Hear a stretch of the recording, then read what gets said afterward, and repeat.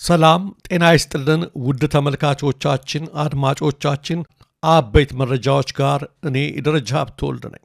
በተለያዩ ግንባሮች አውደ ውጊያዎች ተባብሰው የቀጠሉ ሲሆን የመከላከያ አባላቱ በገፍ እየተማረኩ ይገኛሉ። በትናንትናው ዕለት በመተማ ወረዳ ሽመለ ጋራ ላይ በተደረገ ከባድ አውደ ውጊያ ከ100 በላይ ያገዛዙ ወታደሮች ሰለባ መሆናቸው ነው የተገለጸው።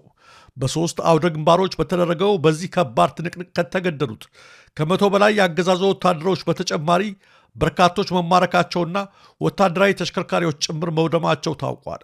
ምርኮኞቹ በተማረኩ የጭነት ተሽከርካሪዎች ወደ ማረፊያና ማገገሚያ ማዕከል የተወሰዱ ሲሆን በዓለም አቀፍ የምርኮኞች አያያዝ ሕግ መሠረት በተገቢው መንገድ እንደሚያዙ የፋኖ መሪዎች አስታውቀዋል። ከሽመለ ጋራ ውጊያው በሕይወት የተረፉ ወታደሮች ነፍሳቸውን ለማዳን ባገኙት አቅጣጫ ተበታትነው መጥፋታቸውን አመራሮቹ ጨምረው ገልጸዋል።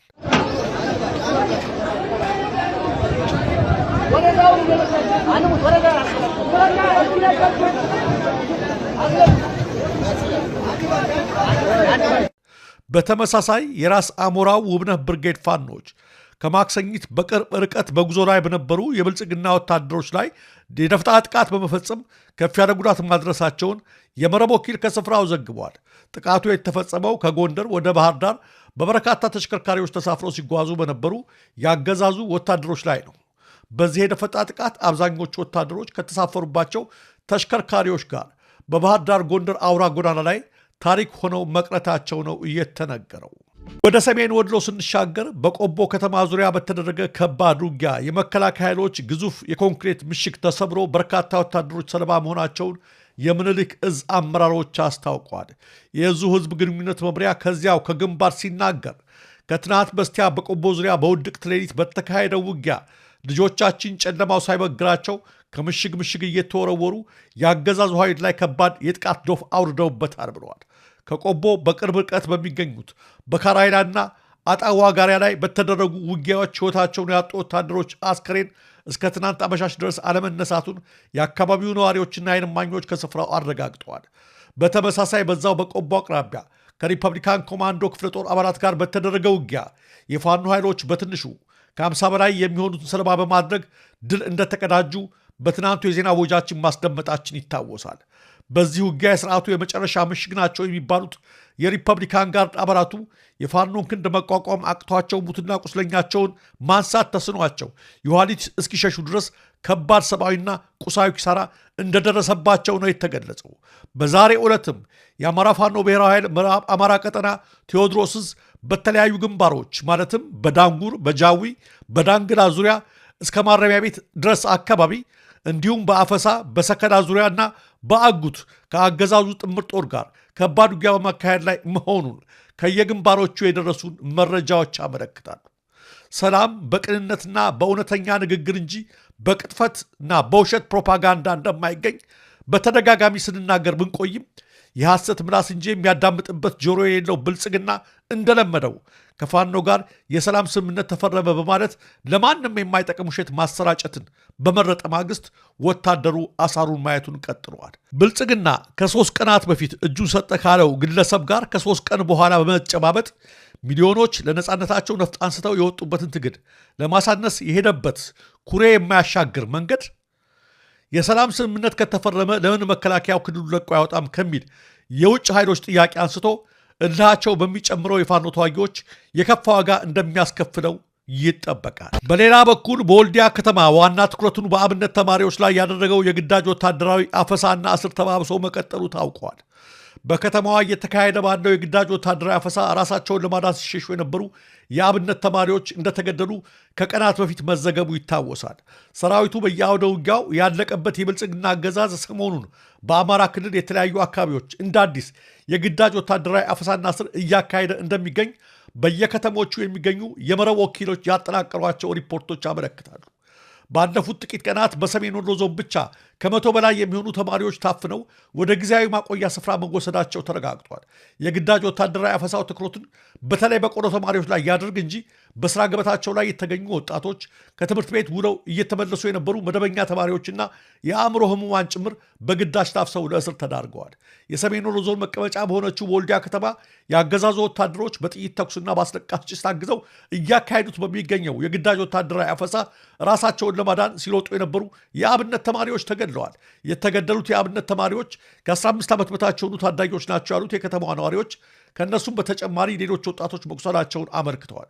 በከተማዋ እየተካሄደ የሚገኘው የግዳጅ ወታደራዊ አፈሳና እስር አሁንም ተባብሶ የቀጠለ ሲሆን የከተማዋ ነዋሪዎች መውጣትና መግባት እንዲሁም ልጆቻቸው ወደ ትምህርት ቤት መላክ አዳጋች እንደሆነባቸው ተናግረዋል። በርካታ ቁጥር ያላቸው የአብነት ተማሪዎች ከታሰሩባቸው አብያተ ክርስቲያናት መካከል በከተማዋ ቲንፋስ ተብሎ በሚጠራው አካባቢ የምትገኘው የደብረ በረከት ቅዱስ ጊዮርጊስ ቤተክርስቲያን አንዷ ስትሆን ቤተክርስቲያኒቱ ተማሪዎቿ እንዲለቀቁ ለሚመለከታቸው አካላት በደብዳቤ ብትጠይቅም እስካሁን ምላሽ አላገኘችም። ከደብረ በረከት ቅዱስ ጊዮርጊስ ቤተክርስቲያን በተጨማሪ ከመንበረ ንግሥት ቅድስት ኪዳነ ምሕረት ቤተክርስቲያንና በከተማዋ ከሚገኙ ከሌሎች አብያተ ክርስቲያናት ከ50 ያላነሱ የአብነት ተማሪዎች በጅምላ ታፍሰው ለእስር መዳረጋቸውም ተረጋግጧል። በተመሳሳይ ቆቦ ከተማ በሚገኙ አብያተ ክርስቲያናት በአብነት ትምህርት ላይ የነበሩ ከ53 በላይ ተማሪዎች በአገዛዙ ወታደሮች ታፍነው መወሰዳቸው ተመልክተዋል። ይህ ሁሉ ሲሆን እስካሁን ድረስ ከቅዱስ ሲኖዶስ በኩል የተሰጠ ምንም አይነት መግለጫ የለም። ሰክረው የሕክምና ስህተት የፈጸሙ ከ41 በላይ የጤና ባለሙያዎች የሙያ ፈቃዳቸው ተሰረዘ። በአዲስ አበባ ከተማ አልኮል ጠጥተው እንዲሁም በቸልተኝነት በፈጸሙት የሕክምና ስህተት ምክንያት ህሙማንን ለሞት ለከፋ አደጋና አለፍ ሲልም ለተለያዩ በሽታዎች ያጋለጡ 41 የጤና ባለሙያዎች ላይ እርምጃ መውሰዱን የከተማ አስተዳደሩ የምግብና መድኃኒት ቁጥጥር ባለሥልጣን አስታውቋል። ከቀላል እስከ ከፍተኛ ቀዶ ጥገና መደረግ ባልነበረባቸው ታካሚዎች ላይ ስህተት የፈጸሙ አግባብነት የጎደለው የሕክምና ያደረጉና ምንነታቸው የማይታወቅ መድኃኒቶችን በመርፌ መልክ የሰጡ ባለሙያዎች የሙያ ፈቃዳቸው እንዲሰረዝ መደረጉን በባለሥልጣኑ የጤና ተቋማትና ባለሙያዎች ቁጥጥር ዳይሬክተር አቶ ገልገሎ ኦልጅራ ተናግረዋል። በዋናነት ስህተቶቹ የሚፈጸሙት የአልኮል መጠጥ ጠጥተው የሕክምና አገልግሎት በሚሰጡ ቸልተኛ ባለሙያዎች ነው ያሉት ዳይሬክተሩ፣ ይህም በመሆኑ ታካሚዎች ለሞት ለከፋ አደጋና ለተጓዳኝ በሽታዎች መጋለጣቸውን አመልክተዋል። በዚህ ረገድ በተደጋጋሚ ከሚስተዋሉ ስህተቶች ውስጥ አላስፈላጊ ቀዶ ጥገና ማድረግና ያለአግባብ የሰውነት ክፍሎች ላይ መድኃኒቶችን በመርፌ መልክ መስጠት ዋነኞቹ ናቸው ብለዋል። በተወሰደው እርምጃ መሰረትም ሐኪሞቹ ዳግም ወደ ሙያው እንዳይመለሱና የትምህርት ማዕረጋቸው እንዲነጠቅ መደረጉን ዳይሬክተሩ አስረድተዋል። ቻይና የማይታወቁ ገዳይ ወፍ ድሮኖችን በማሰማራት የዓለምን የመከላከያ ስርዓት እየፈተነች ነው። በቻይና በኩል እየተካሄደ ያለው የላቀ ወታደራዊ ቴክኖሎጂ ልማት የጦርነትና የስለላ ዘይቤን የሚቀይር አዲስ ምዕራፍ ከፍቷል ተብሏል። ይህ አዲስ ቴክኖሎጂ ኦርኒቶፕተሮች በመባል የሚታወቁትን የወፍ መልክ ያላቸው ድሮኖችን ማምረት ላይ ያነጣጠረ ነው። እነዚህ ድሮኖች ልክ እንደ እውነተኛ ወፎች ክንፋቸውን በመዘርጋትና በማጠፍ እንዲበሩ የተነደፉ ሲሆን ከሩቅ ሲታዩ ከእውነተኛ ወፎች በምንም መልኩ ሊለዩ አይችሉም። ይህ ፍጹም የሆነ የተፈጥሮ ኩረጃ ባህላዊ የራዳርና የሰው አይን የመለየት ስርዓቶችን በቀላሉ በማለፍ ድሮኖቹ ሙሉ ለሙሉ ሳይታወቁ ምስጢራዊ የስለላ ተልዕኮቹ እንዲፈጽሙ ያስችላቸዋል ተብለዋል። በቻይና የመከላከያ ምርምር ተቋማት ውስጥ እርግብና ትንሹ ጭልፊት በሚሉ ፕሮግራሞች እየተገነቡ ካሉት ከነዚህ ባዮተኮር ድሮኖች ውስጥ በመጠን አነስተኛ የሆኑት ለስለላ ሲያገለግሉ፣ ትልልቆቹና የንስር መጠን ያላቸው ሞዴሎች ደግሞ የመግደልና የማውደም አቅም እንዲኖራቸው እየተደረጉ ናቸው። ሀገሪቱና ከህዝቡ የተጣለብኝን ኃላፊነት በቅንነት በታታሪነት እንዲሁም ሕግና ስርዓትን መሰረት በማድረግ ስራዬን ለመፈጸም ቃል እገባለሁ።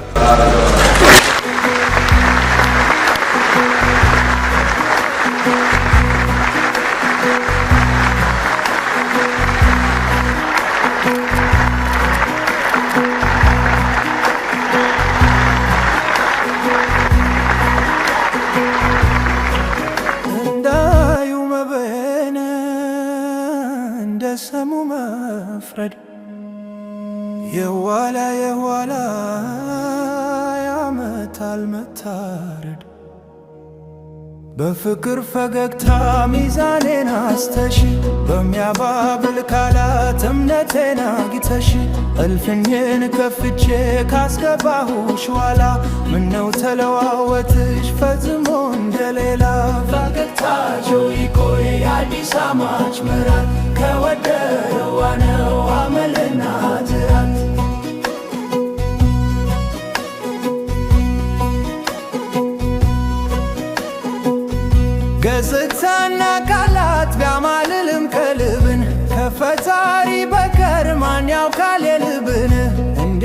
አለስለሰሽ እንደዚያ ተናዘሽ በተስፋ ቃል ኪዳን መንፈሴን አፍዘሽ በቁልምጫ ስብከት አካሌን ገነዘሽ ከተቀመጥሽ ኋላ በቤቴ ወንበር ላይ ገደልሽን ተዝዘሽ ሳያዩ ያመኑ ብፁዓን ሲባሉ ወሬ ሰምቶ ማመን ደለቀ ገደዶ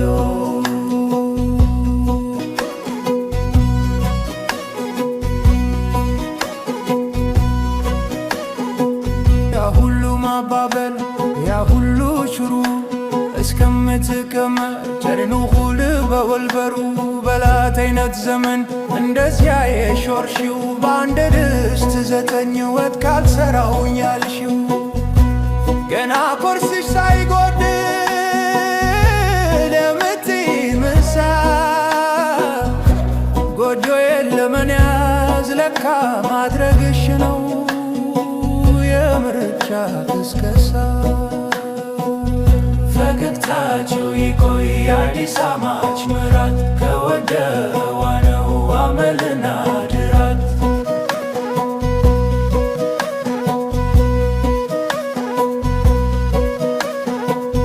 ባለመንታ አንደበት ካላባይ አፍቅሬ ከውስፎ ብቃለ ያደፈጠው አውሬ አከርክራ ገብታ በጎጆ የታራይ ይወውዳ ረገችኝ ላስከፊ መከራ እስከ መቼ ድረስ በዋይታ በሮሮ ከእንግዲህስ በቃኝ